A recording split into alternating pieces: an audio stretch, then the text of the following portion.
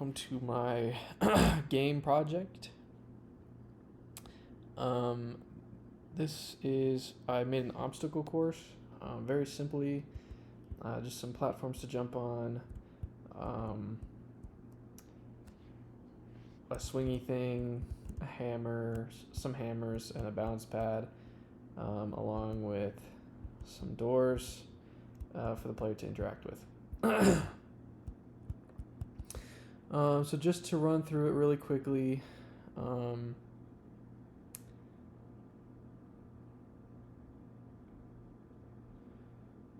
I start out here. If we play it, made a start menu, very simple. I didn't get too much into how it looked, but you click start game and it spawns you into this level, and you can run around in circles, you can jump, move around in the air. All the obstacles in this level will have the same effect on the player. If you get hit, you're going to get knocked over and turned into a ragdoll, but you can get back up. And so you can jump over this thing and not die. And then up here, we got our bounce pad, which will bounce the player up. And then here. And I'm not going to try to get hit by the hammers because I will have to start the level over.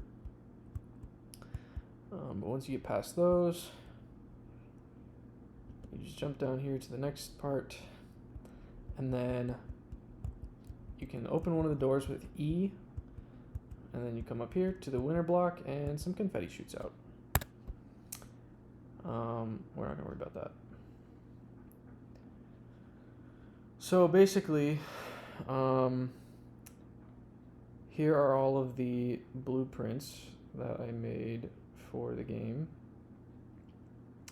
I have the bounce pad. There's the third person controller, the game mode, the confetti, the door, the hammer, and the respawn point. I didn't explain that, but if we go ahead and play it again. If you do, for whatever reason, get knocked off by the hammers, you will respawn back at the start, just like that, if you fall off. But anyways, so if we go into, I'll just go from left to right. If we start at the bounce pad, it's just a very simple,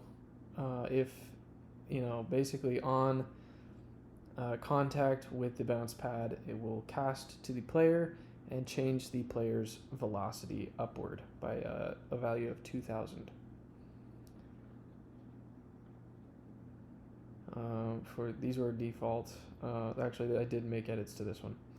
So here is the pause menu. So basically, this is an if statement. So if the pause menu is not open, it will return as false or as true because it's a not.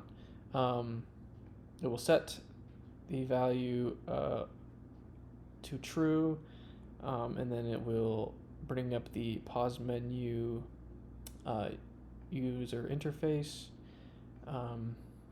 stop the game over here, and make it so you can't move around while the game is paused.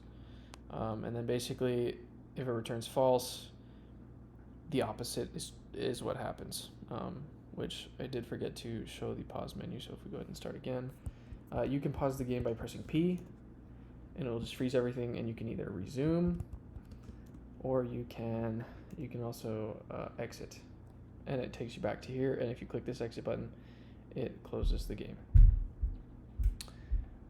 Basically, the confetti is just when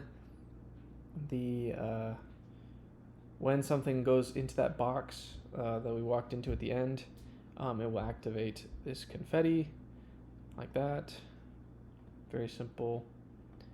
For the door, I had to make a custom event, basically like a custom function, and tie it into a flip-flop, which means each time you do it, so like A would be the first time, B would be the second time, it will either play the opening animation or reverse it and close the door, which this is just basically the animation, so it changes the rotation. And then the hammer, this is the timeline for the hammer of where basically the same type of thing with the door is except it's always going. So this timeline and the changing of the rotation. And then this is the logic behind knocking the player over. And so if it hits the player, which is here, it will target the player and simulate physics, which is basically ragdolling. And then we have the respawn point, which was just a point, literally just an invisible point in the world, which I tied into the player controller. The rotator is very similar to the hammer, except it just spins on a different axis. It also just sets the simulate physics to true. Back to the player character. So here's my pause menu logic, which I did not put a thing. Anyway, so then here we have my ragdolling, which, where does that begin at? Okay, so basically, once the player goes ragdoll, you have to reattach the collider to it, which is what this does. Probably not going to get into it because of time. This function right here checks if the player is ragdolling, and if they're not, or if the player is moving, and if they're laying still on the ground, then you can press spacebar to get back up, and then it realigns the mesh to the player collider. This is the respawn function. Basically, it just says, if the player is dead, respawn at the respawn point that I defined earlier. The opening door logic, this one was a little longer. Basically, when you press E, it shoots a line out from the view of the camera. And then if it hits a door, then you cast to the door, and then you run that open door function. So yeah, that is basically it, I think. Thanks for watching.